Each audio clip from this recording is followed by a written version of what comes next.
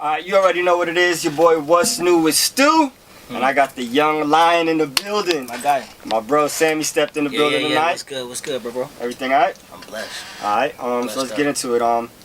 You got a new EP dropping tonight, midnight. 87 3.0 on all digital formats, dropping on my birthday. Right. Everyone wanted to know what the numbers meant, so 3187, that's when I was born. And it's like the third effort from that series. Okay. I put like some joints on SoundCloud like some years ago. But I'm excited about it. Some real 5 bangers, you know what I'm saying? I dropped my album in September, so we still pushing that, coming of age, of course. But, you know, we're in a market where, you know, they consume the music so fast and it's so out there. And cycle, life cycle. Yeah. You gotta keep it coming. Keep feeding them. So, you know, we doing like 5 more uppercuts for them midnight tonight, so I'm excited about it. Okay, take me through the creative process of the album.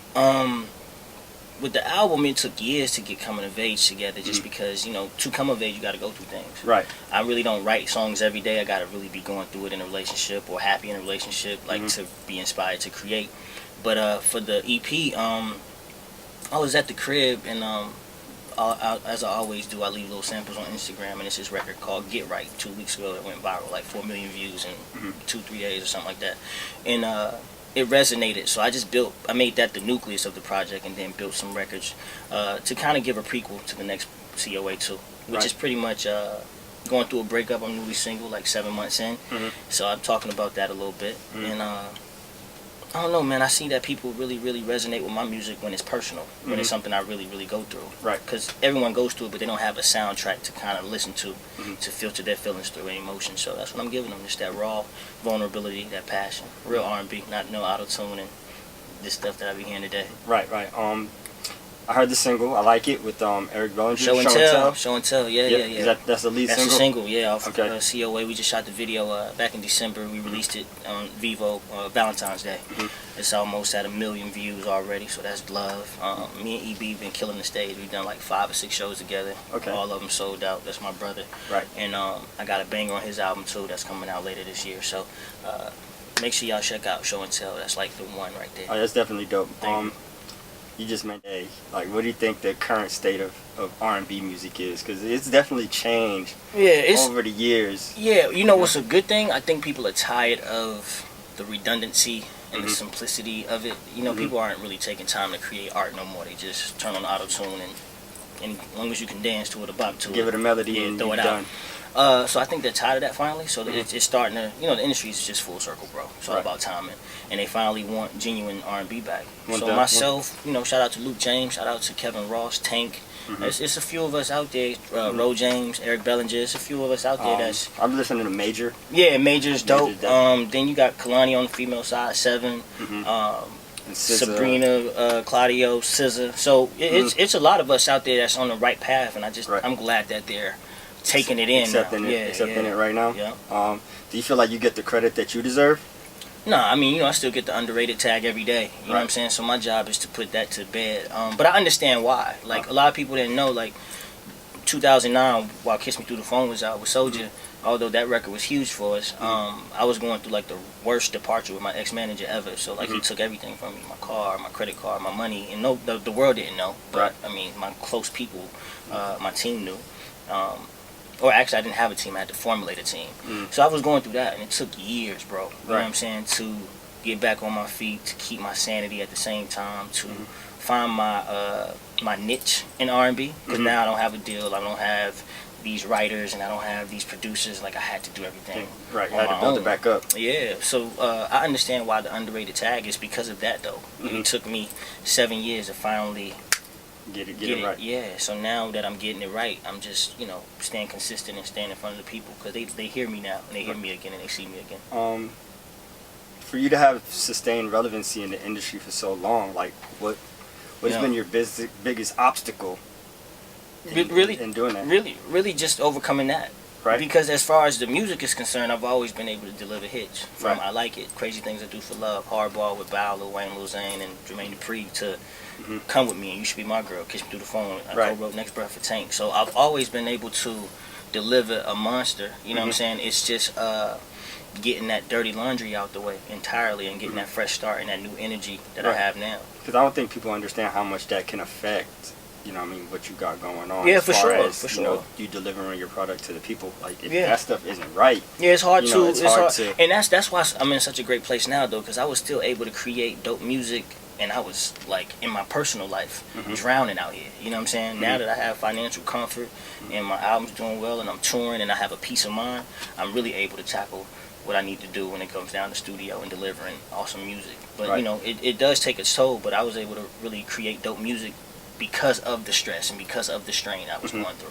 How have you been able to keep your audience growing with you and your fan base? You know, That's your crazy. fan base has been with you, crazy. and they've Since never left, and they grow with Since you, 1999. and they keep going. Yeah, you know what I mean? It's like, how do you now keep I'm them? gonna be all the way honest. It's not a science to it. That's just God's grace and them loving me the way they love me. I do know that I've had pivotal moments with them. You know what I'm saying? Like you said, we grew up together. Like I was probably their first R&B crush. When I was on tour with Tank, I got women. Now I'm 30. I'll be 31 in a few hours. So women was like, yo, I waited 17 years, 15 years, 10 years for this hug. I drove 12 hours. Like, for real. So that's a moment. You know what I'm saying? Like that's a it's always like low pressure. I'll be making sure that I meet up to what they expected.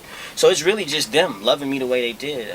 That I Like It record, of course, was #1 for me at the age of 12. And then you have records like Kiss Me Through the Phone or Slow or Let It Ride or Come With Me. Like when I perform those songs, you would think that we're in that time still. Right. Like my show, if I had to describe it, it feels like a time machine because I'm able to go to records from when I was 12 years old all the way to now at 30. Right, because you know, every time I have a conversation with a female or anything about Sammie, it's like, oh my God, when I was such and such, you know, he sang to me one time at the show, and I'll never forget it. Yeah, like, it's a moment. Like, do you like intentionally create these personable moments with people, or is it just natural? That's just how it happens. That's just me, though. So me, I'm a passionate person. I don't know how to half-ass nothing. If we play checkers, I'm passionately trying to beat your ass.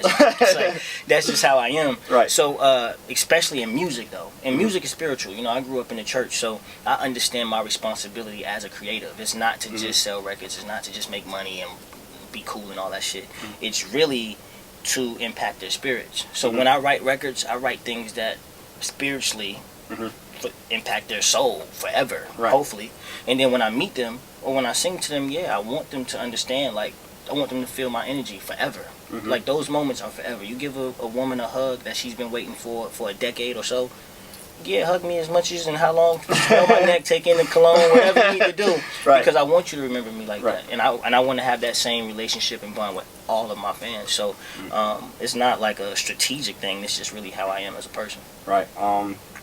So you've been able to maintain like a pretty low-key persona. Like when you want to, and then like when it's time to go, you just turn it back on, and it'd be like, damn, like how does he separate the two, and you know, how does he like maintain that level of, you know, I can be low key, fall back. I'm gonna tell you and be normal. How I learned that. So you know, from 12 to 14, that's when I was out. From 1999 to 2001. Then I went away for 4 years to go to get my education. I went to high school, and I was in public high school. So it was kind of crazy my first 2 years. Like girls chasing me, niggas hating, you know what I'm saying? I had security helping me get to class. Then I played basketball 2 years, so when I would go to like the opposing school, because it was rumors like Sammie goes he's coming to the gym. Yeah, it would be nuts.